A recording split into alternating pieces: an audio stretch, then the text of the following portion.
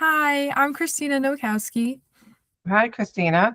My name is Beverly. Thank you for chatting with me today.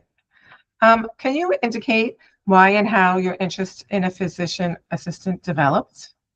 Yes, it first started when I was in middle school. One of my friends just kind of brought it up.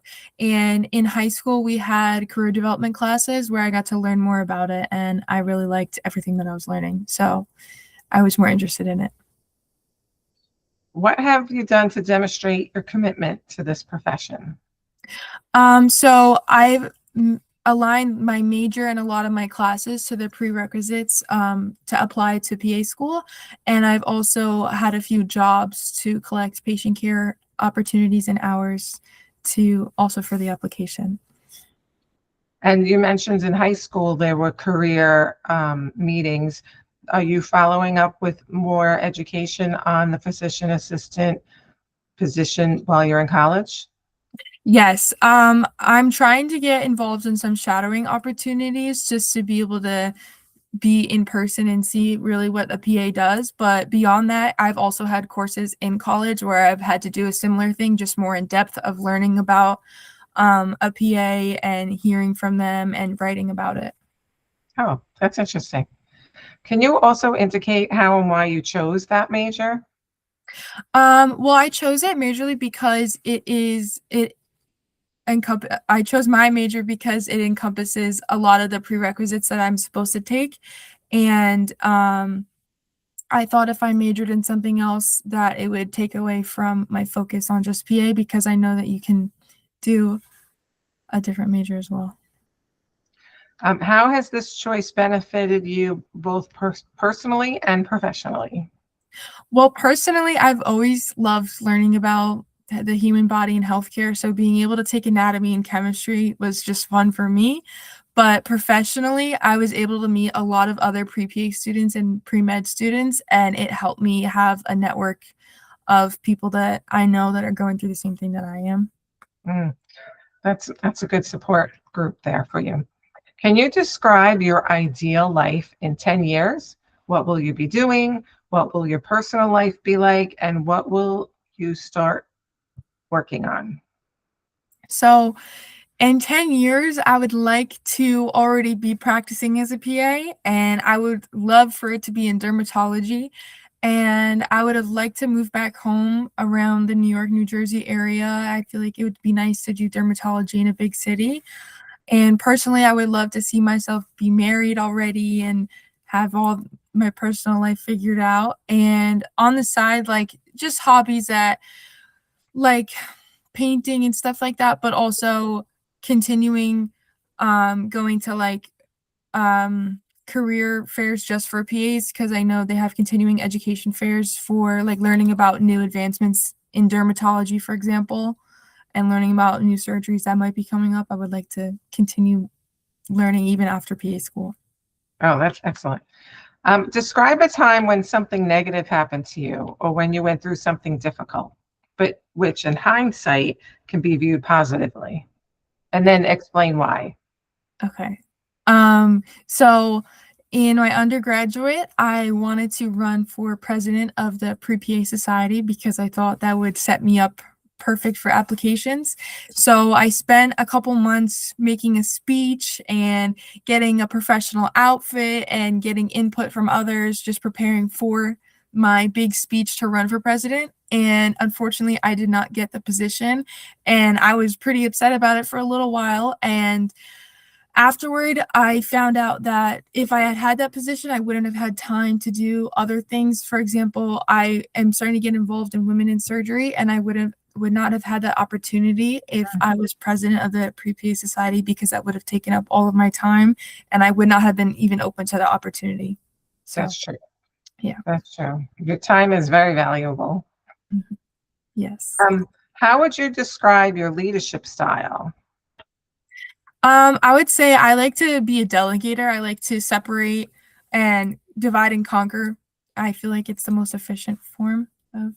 Do you have an example that you can explain to me of how you had to adjust your leadership style to address the needs of the group? Yes. So, um, As an EMT, we usually ride on a crew. Sometimes it's just two EMTs, but I'm particularly thinking of a time of when it was two EMTs and a couple of younger crew assistants. And so typically how I would run a call is I would delegate having one EMT do one thing and one do a different thing. And a crew assistant will help by either collecting information or grabbing something from the ambulance.